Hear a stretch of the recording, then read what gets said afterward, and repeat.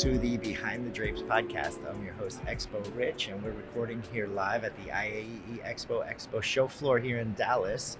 And I'm honored to have a very good friend of mine, my special guest, Julie Kagy, who is the incoming executive director of ESCA, Exhibition Service Contractors Association, an organization that's very near and dear to my heart as well.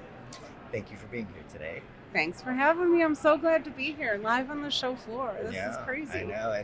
And one thing is exciting year. I mean, exciting for the organization and big changes for you and stuff. So that's why I was excited to be able to talk to you today because, the whole format of the show has been to learn more about the people that are making things happen.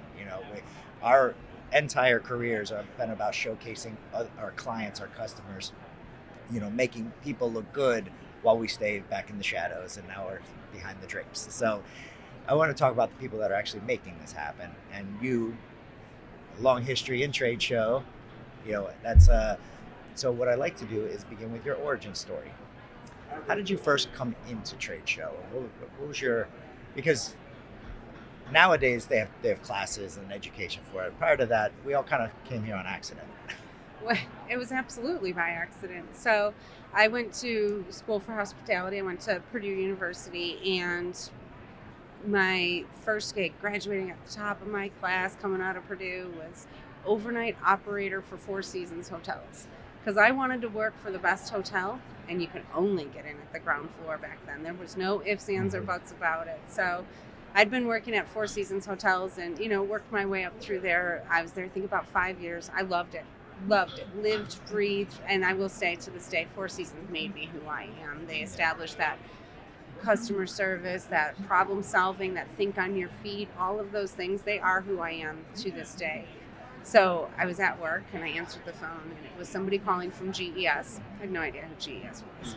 And he says, several of our executives stayed there recently and you serviced them, and they said you provided great service and we wanted to talk to you about coming here, which we now know was a lie. None of their executives stayed there. We had recently been published in Condé Nast for the 4th year in a row, winning Best Hotel in the World. Oh, wow. And GES very strategically, this HR manager, they wanted to elevate their customer service. And they said, well, let's get somebody who specializes this. And he said, you want to come for an interview? And I said, absolutely not. I have a job. I'm Four Seasons through and through. I'm bleeding colors here. And he said, well, we didn't even talk salary. I said, I told you I have a job. I was so rude to this man. And then he threw out a number, and I was like, well, maybe we should talk. So now things got interesting. Yeah, so I went for the interview, and it was great, and I accepted the job, and I had no idea what we did. I showed up at GES, and I met Pete Carroll, who was director of operations, and I thought he was responsible for the heating and cooling systems in the building. They mentioned logistics, and for me, that was how you set a room. Right. I didn't know what it was. I went to show site. My first show was ProMat in January, and I went wearing a suit and heels, and I left my coat in the car because we were going to be in a building. They did not tell me all the doors would be open, and it was -4. So I faked it. I was like, oh, I'm not cold. I have Eskimo blood. Yeah. I'm fine. I intended to wear high heels. Yeah. And they just politely laughed with me. And so, I spent 12 years or so with GES, and that first weekend, the Friday of my first week, we were leaving the office, and I was like, what's the plan for the weekend? And they looked at me, and I was like, well, what's the plan? What's the coverage for the weekend? And the girl gave me the same look Rich is giving me right now, furrowing his eyebrows, going, what do you mean? She goes, well, I'm going to go to my aunt's house for a barbecue or whatever was happening. I had no idea that not everybody worked 24/7, and I never had a drink until 11:30 at night working at the hotel to make sure third shift showed up. So I know we work really hard, but that's my shout out to people in hotels who work 24/7 and it never closes. But yeah, so that was 22 years ago, next week. Wow. And I've loved every single minute of it. It's a passion. Yeah, and it's been great because you have it's been foundational, one step to the next of what you've been doing. It's like you've been moving up the chain, in the most logical sense, between the facility and the contractor, and now association. So Well, when I was at GS, I was an ESCA member then and volunteered and attended. Chuck Grizzard, actually, he's the reason I'm here today, too. I mean, there's all these little things in your life that change the whole course. And Chuck reached out one day and said, I really want you to go to this ESCA meeting. And I was like, okay. And I had no idea what to expect. And he was so gracious. He sat me down. We discussed what to pack. Who does that? He was wonderful. I follow this example still to this day because we all know you're like, where am I going? What am I doing? What do I expect? And he sent me to my first ESCA, and then Julie Smith encouraged me to get involved in committees. And then I started doing some behind the scenes stuff. And then,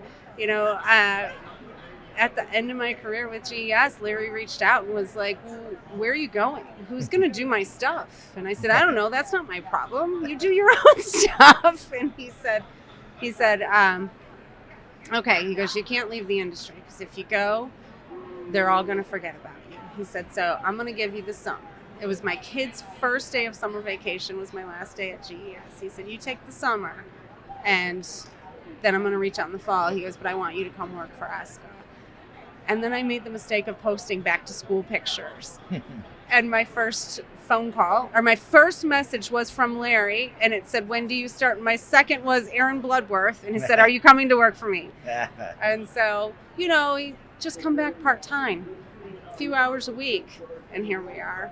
Here we are. So you mentioned some industry icons and people that are actually very near and dear to me as well, and I always like to talk about mentors that have led you and helped you along the way.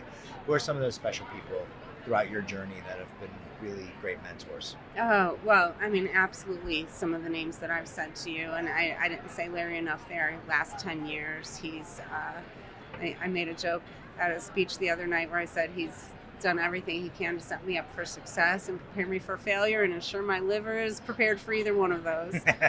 I have had so many people in this world that I would absolutely call a mentor. You're one of them, just different people that you can count on, and that they genuinely are looking out for you and to help you be as successful as you can. And I'm almost afraid to start listing because I'm going to leave here and be like, I missed that person, I missed this person. But that's the thing is, we work in a really small world, and we're with each other more than we are our families. We genuinely have such a family here, and that matters. But the amount of resources in the network here, every one of those people is a mentor, whether I'm calling one of our labor partners to help walk me through something, or a venue partner, or one of our contractor suppliers, or even we're here on the expo show floor, and my booth's 5 or so over, and I've funneled 5 or 6 people over to you to say, hey, go talk to Rich. He's going to be able to explain this to you or help you with this piece of it. And that's what I like, is help fostering that network. But well, you've definitely been doing that for years now. You're a serial connector. I love that. Yeah, and but it's so important for us because during the dark times, that was one thing that I noticed about our group of like you said, small industry, a small tight-knit group that we are. None of us were working, but all of us were talking, and all of us were, anybody that got a little movement of something's information, we were on weekly or monthly calls, and that was one thing that was great about this, and we always talk about how funny the small incestuous business is, and no matter who you're talking to, when you start talking about stories of the past, they bring up people that and you didn't know that they knew, and it's funny time and time again that happens. So so it's been very exciting to watch you grow into the position that you've been, and now transitioning into leadership at ESCA. I'm very excited to see what's coming next. Is there anything that you are particularly excited about for 2024? Oh my gosh, yeah. I have these lists and charts, and it's the 2 a.m. ideas, and my team is pretty much done with me now at this point because it says random thought. Can we do this? Can we do this? Can we do this? And I think that's the biggest thing. You do those 2 a.m. emails? Oh yeah, it's terrible. Yeah. It's a really bad habit. But that's when lightning strikes, right? Yeah. I always tell my team, don't answer my middle of the night emails. I'm not expecting an answer. Right?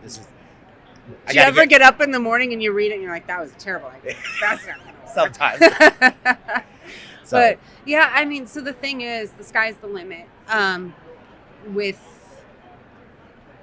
this next version, Randy Pikowski, he's calling this version 3.0 for ESCA, because it really is almost the third generation of ESCA, and excited about building on the foundation that has come before us, and taking it to the next level, and ensuring that those that have come before us are proud of what we're doing and how we're ensuring the success of ESCA going forward.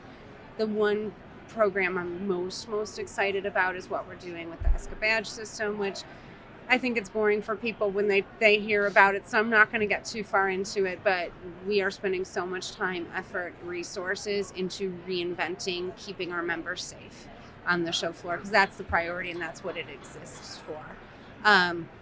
Increasing our membership value proposition, working on ways that we can elevate the voices of our members, that we can help look at things where we're stronger together, that, you know, that rise all boats at the same time. So whether it's safety, sustainability, industry awareness, workforce development, those things that we can bring all of our members together to come up together. So we're focusing a lot on standardization, focusing on safety standardization, and really, we as ESCA, we are the boots on the floor. We represent all the boots on the floor. We should be the ones driving these initiatives, so ensuring that we are the voice that's most heard in that category. But then working with our other industry association partners, working together. We're all working on these things separately. So we're really working on bringing down those barriers to say, how can we do specifically those things together? So with, you know, we're at IAEE, absolutely IAEE, one of our strong partners, EDPA, ESCA, I mean, all the alphabet soup, CISO, UFI, exhibitor. I'm gonna start saying names and I'm gonna forget them all. But bringing us all together to work on sustainability, safety, industry awareness, workforce development, those things I'm excited about. And then our education and our meetings, we've spent the last 2 years really working to elevate and have world-class education at those events. So we're going to continue down that path. For me, it's really important that when we're looking at education and content, we're not just filling a slot. We have a C-level event, you know. What do you teach a successful business person that they don't already know? What are they going to watch and listen that they're going to say that was interesting? And I got one thing from that, at least just one thing is a win. Right. Obviously, that's not the goal. Right. Sorry. So elevating the education. And then one of my fun revelations this year. So I'm on the show circuit, right? Go to all the events, and I've seen 5 or 6 associations speak lately where they talk about that you need to create these networking opportunities, and it's not just about, you know, walking the show floor. You need to give them opportunities to network and engage. And then I look at our event and I'm like, we are crushing networking. Like, yeah.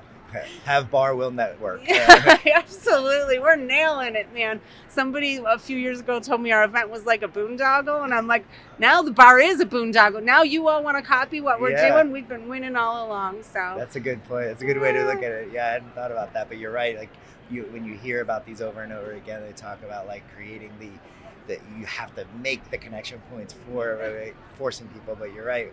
It doesn't take much for us to network. Well, no, I mean, you save somebody's life when they fall off a raft at an ESCA event. You have networked for life, you know? That's true. I mean, you fall, you know, you're in a golf course. The stories we have from really, because our shows are like adventures sometimes. So, but yeah, the 3 big things for the next year are increasing our membership value proposition, increasing our education and events, and enhancing the ESCA badge program. So there you go. Thank you so much. It's been such a pleasure, and I am looking forward to 2024 with you. Well, thank you, Rich. And it's truly, you said so many flattering things. It's my turn. I'm so honored to sit here with you, my friend. I love seeing where you, as ESCA's past president, took ESCA and where you're taking your company, and still the support we feel from all of our member companies like you. So thank you for doing things like this to elevate our voices, and for everything you've done to support ESCA and me. Thank you.